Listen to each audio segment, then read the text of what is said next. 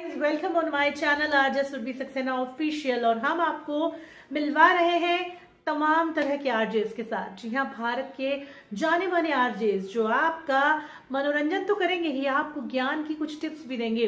तो अगर आप लेना चाहते हैं टिप्स और ट्रिक्स रेडियो जॉकी बनने के, तो इस वीडियो को पूरा देखिए, लाइक कीजिए, शेयर कीजिए, कमेंट कीजिए। तो चलिए चलते हैं आज के उस आरजे से मिलने जो अपना ज्ञान का भंडार हमारे और आपके। नमस्कार दोस्तों, एक बार फिर से आरजे आरती आपके साथ है, फिर से आपके लिए एक नया व्लॉग लेकर के। और इसके पहले की व्लॉग की शुरुआत हम करें, आपको और आपके पूरे परिवार को हमारी ओर से लोहड़ी के इस पावन पर्व की ढेर सारी शुभकामनाएं।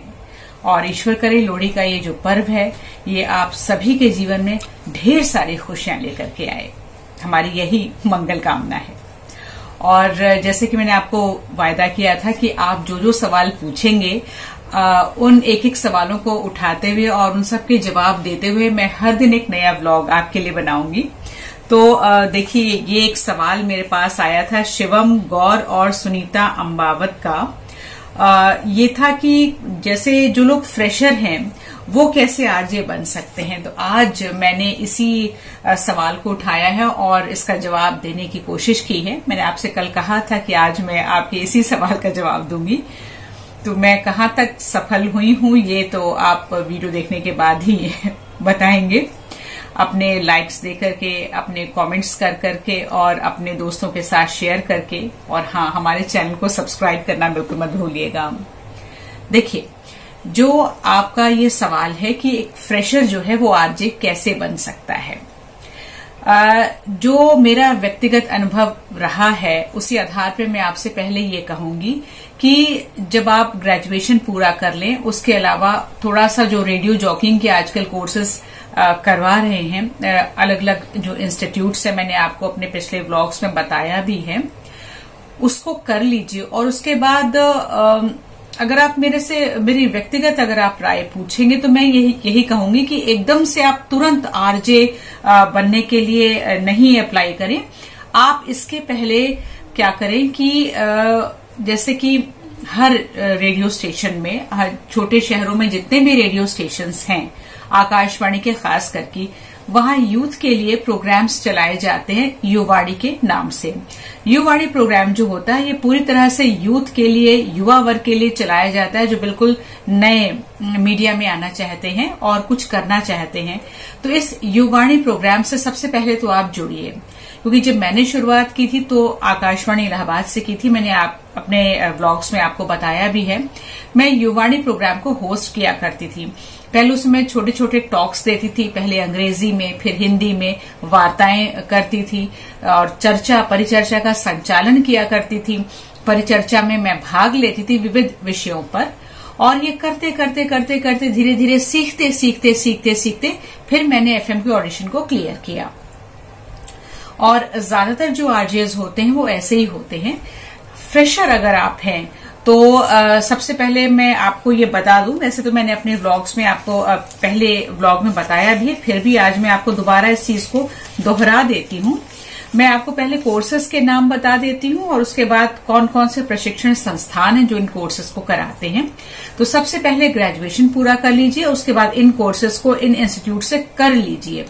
उसके बाद फिर आप जहां पर भी आप रहते हैं वहां के आकाशवाणी में युवाणी विभाग से आप जुड़िए जरूर।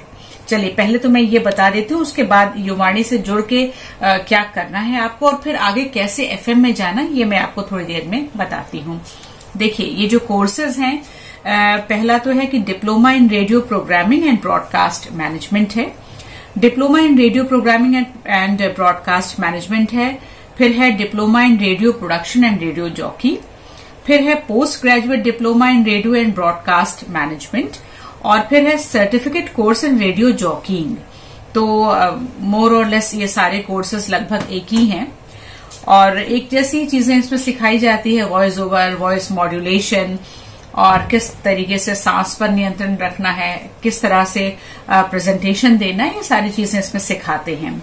और अब जो प्रशिक्षण संस्थान है वो मैं आपको बता देती हूँ। मुंबई शहर में अगर आप रहते हैं तो radio city school of broadcasting है, जेवियर इंस्टीट्यूट ऑफ कम्युनिकेशंस है। नई दिल्ली में जो लोग रहते हैं उनके लिए Indian institute of mass communication है और जामिया मिलिया इस्लामिया है। इसके बाद अहमदाबाद में है द मुद्रा इंस्टीट्यूट ऑफ मास कम्युनिकेशन। फिर भोपाल में है माखनलाल चतुर्वेदी राष्ट्रीय पत्रकारिता विश्वविद्यालय।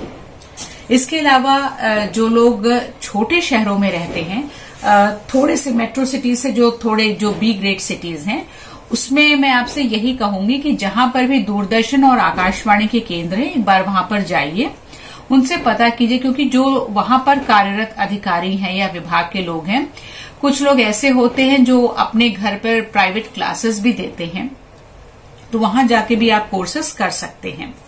क्योंकि सारे लोग तो दिल्ली मुंबई में रहते नहीं हैं या भोपाल या अहमदाबाद में, तो आप जिस भी शहर में रहते हैं वहां पे हर जगह अगर वो ठीक ठाक शहर है तो वहां पर दूरदर्शन और आकाशवाणी के केंद्र होते ही होते हैं। एक बार आप वहां पर जाकर के पता कीजिए। उनके भी अपने पत्राचार कोर्सेज भी चलते हैं, मास मीडिया के, मास कम्युनिकेशन के, रेडियो जॉकिंग के। वहां जाकर के आप पता कीजिए और वहां के कुछ अधिकारी, कुछ विभाग के लोग ऐसे होते हैं जो अपने घर पर ही पर्सनल क्लासेस देते हैं, तो एक बार उनसे जुड़िए, जाइए, सीखिए। क्योंकि मैं इलाहाबाद में थी तो उस वक्त तो मैं आपको बताऊं, जब मैंने शुरू किया था आज से 23-24 साल पहले, तो कोई भी ऐसा इंस्टीट्यूट, ऐसा कोर्स नहीं था जो कुछ ऐसा सिखाता हो, मतलब मेरे नॉलेज में तो नहीं था। तो मैं सीधे ही आकाशवाणी चली गई थी और वहां के युवाणी विभाग से जुड़ी थी। तो वहां पे जो कुछ भी मैंने सीखा, वहां के जो अधिकारी थे, जो उस प्रोग्राम के प्रोग्राम एग्जीक्यूटिव थे, उन्होंने ही मुझे सिखाया। काम करते करते मैंने सीखा है।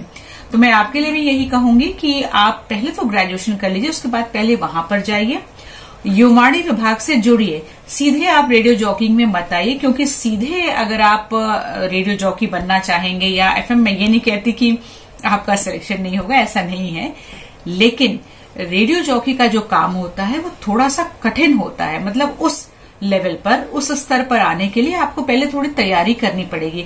आपको पहले मीडिया को, रेडियो को आपको पहले जानना पड़ेगा। और मेरा अगर व्यक्तिगत अनुभव जो रहा है, मैं तो यही कहूंगी कम से कम 1 साल तक आप ऐसे छोटे छोटे कोर्सेज, छोटे छोटे वर्कशॉप्स पहले आप लेते रहिए। छोटे छोटे प्रोग्राम दीजिए युवाणी विभाग में। छोटे अलग अलग विषयों पे आप छोटी छोटी वार्ताएं दे सकते हैं, जिस भी भाषा में आप कंफर्टेबल हैं, अंग्रेजी, हिंदी या जो भी आपकी मातृभाषा है, क्योंकि हर केंद्र में अलग अलग भाषाओं का अनुभाग होता है। उर्दू, पंजाबी, गुजराती, बांग्ला, सभी कुछ होता है। तो आप छोटी छोटी वार्ताएं दीजिए अलग अलग विषयों पर। छोटी छोटी परिचर्चाओं में आप भाग लीजिए, उनका संचालन करने की कोशिश कीजिए। तो जब आप इस काम को करेंगे, धीरे धीरे आप करना सीखेंगे, उस वक्त फिर आपको धीरे धीरे, जब आप इससे मैं कहूंगी कि आप रूबरू होते जाएंगे रेडियो से, फिर आपको पता चलने लगेगा कि आपको रेडियो जॉकिंग किस तरीके से करनी है। क्योंकि जो रेडियो जॉकीज होते हैं, देखिए वो ऑन एयर लाइव होते हैं, और सांस पर इतना नियंत्रण रखना, लय, उतार चढ़ाव, स्वरों का, वॉइस का मॉड्यूलेशन, ये 1 दिन 2 दिन में नहीं आता है। फ्रेशर्स जरूर बन सकते हैं आरजे, लेकिन मैं कहूंगी कि कम से कम 6 महीने या 1 साल का युवाणी विभाग का अनुभव जो है वो होना बहुत जरूरी है। इसके अलावा मैंने आपको बताया भी था कि जो आकाशवाणी के आरजेज होते हैं, ये अपनी स्क्रिप्ट खुद से लिखते हैं, तो थोड़ा बहुत लिखना भी आपको आना चाहिए। देखिए, कविताएं तो मैं नहीं कहती कि हर कोई लिख सकता है, या कहानियां हर कोई लिख सकता है, लेकिन जो काम आपको दिया जाएगा, कम से कम उसकी स्क्रिप्ट लिखना आपको जरूर आना चाहिए। वो तो आपको सीखना पड़ेगा और वो मेहनत से ही आएगा। तो सीधे आरजे बनना थोड़ा सा मुश्किल है। आप छोटे शहरों में, चाहे वो प्राइवेट एफएम चैनल्स हो, चाहे वो आकाशवाणी के, वो सीधे फ्रेशर को, मतलब आवेदन तो कोई भी कर सकता है, लेकिन वहां एकदम से जो बंदा फ्रेशर है, उसका जो सिलेक्शन होना, चुनाव होना थोड़ा सा मुश्किल होता है।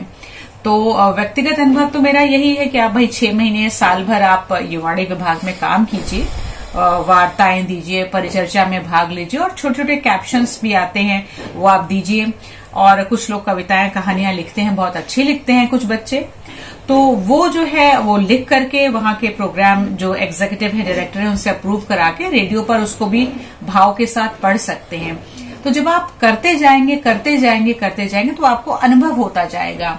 जो आपका माइक्रोफोन है, आप उससे थोड़ी सी आपकी दोस्ती होनी शुरू हो जाएगी। आपके अंदर की हिचक निकलेगी, झिझक निकलेगी, शर्म निकलेगी। और स्टूडियो में तो आप बिल्कुल अकेले होते हैं, तो आपको इस बात का भी डर या झिझक या शर्म नहीं होती कि अच्छा अगला बंदा सुन रहा है तो सुन करके पता नहीं क्या कहेगा, कैसा रिएक्शन देगा, कहीं हमारा मजाक तो नहीं उड़ाएगा, कहीं हम पर हंसेगा तो नहीं।